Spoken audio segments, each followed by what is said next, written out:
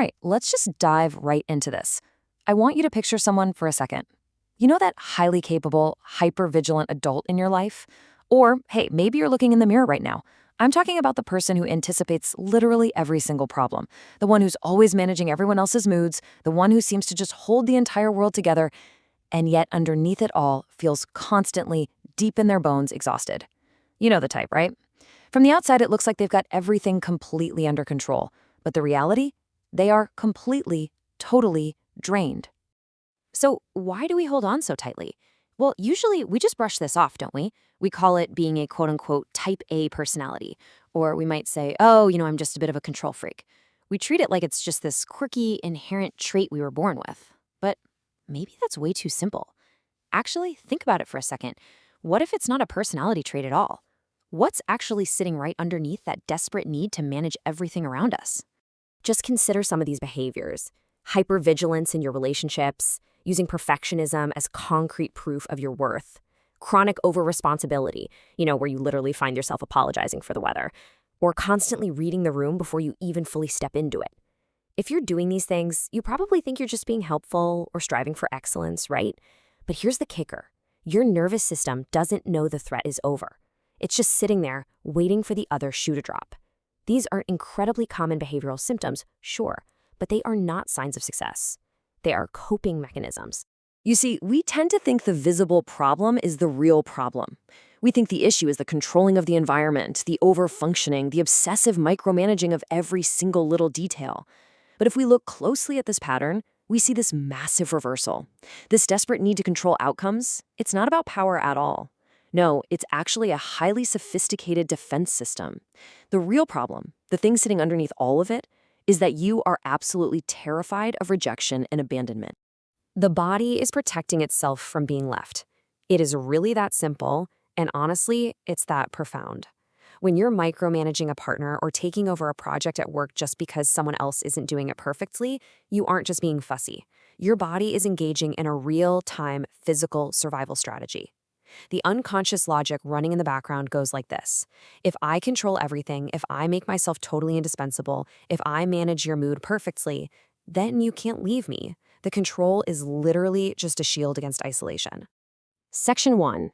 Installed for survival. The childhood origins of the algorithm. Now, this brings us to what's called achievement trauma.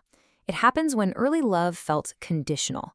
You learned very, very quickly that your safety depended entirely on performing, on being good, and on completely suppressing your own needs just to keep everyone else comfortable. We're not going to dwell on the past here, but you have to know that this conditioning follows us right into adulthood. It hardwires this belief that our worth is only as good as our last accomplishment or how well we manage the people around us. The psychologist Alice Miller really hit the nail on the head. She noted that these people, the pride of their parents, should have had a strong, stable sense of self-assurance, but exactly the opposite is the case. The quiet kid who never caused trouble, they grow up into an adult who is starved for genuine recognition, constantly trading their true authenticity for acceptance, whether that's in the workplace or in their relationships. And that early trade results in what we call the false self. It's a persona meticulously constructed for survival and acceptance. You end up developing this lifelong habit of shape-shifting. You become whatever the room needs you to be, just so the room doesn't reject you.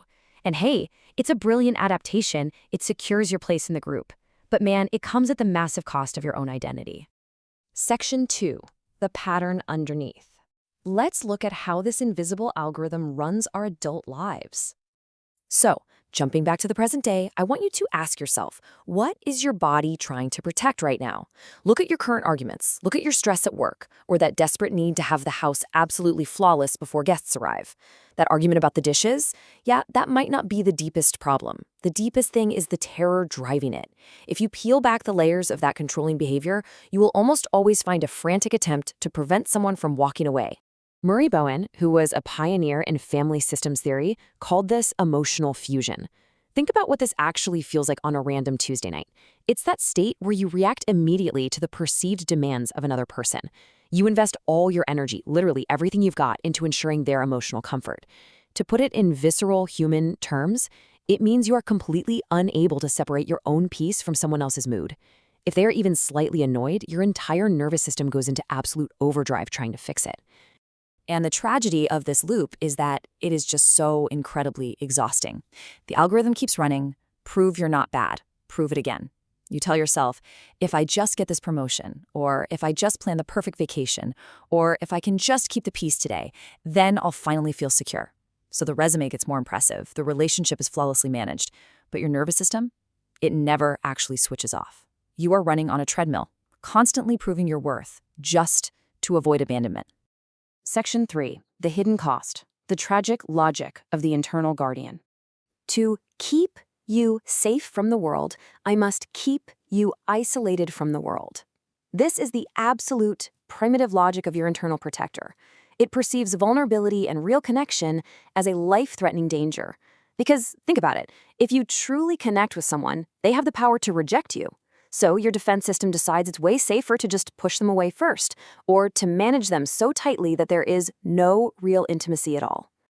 Just look at the tragic irony here. The intended goal of your controlling behavior was to keep your relationships completely safe and predictable. You wanted a guarantee that no one would ever abandon you. But the actual results, total exhaustion, isolation, and burnout. The attempt to control everything to prevent abandonment actually creates the exact isolation you were so terrified of in the first place. And here is a tough question. Who benefits from everyone believing that you are the problem? Well, in family and workplace systems, there's often a scapegoat, someone who just absorbs all the blame. I really want to challenge you to consider if your overfunctioning, your controlling anxiety actually serves as a really convenient container for the chaos of the people around you. Sometimes, being the one who always takes control just lets everyone else off the hook. Section 4, breaking the loop, shifting perspective and rewriting the system. The survival strategies were brilliant, but they are now costing you. I really, really want you to hear this. Your controlling behaviors are not character flaws, okay? They were highly intelligent adaptations to a toxic environment. Your brain did exactly what it needed to do to keep you safe and connected when you were young. They are just outdated software running in a brand new life. So how do we actually rewrite this software?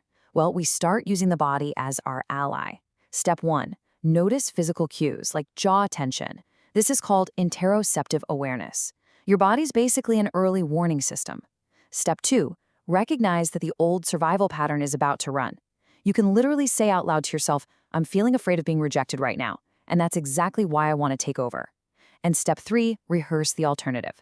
Instead of stepping in to control the situation, practice setting a really simple boundary. Do not manage their mood. Let them experience their own feelings. Now, we do have to hold two truths at once here. Understanding the pattern doesn't excuse harmful behavior, but it absolutely reveals the algorithm. We are absolutely responsible for our actions and how our controlling behavior impacts other people, for sure. But we finally have the map to see why we've been acting this way. We can be accountable while also recognizing that our need for control was born from a deep, deep fear of being left alone. I want to leave you with this final, simple question. What if you stopped reacting out of fear? If you no longer had to control every single outcome just to prove your worth, who would you be? Really think about what your life would look like if that fear of rejection wasn't running the show. I hope this explainer helps you see your own patterns in a completely new light and gives you the tools you need to finally step out of the loop.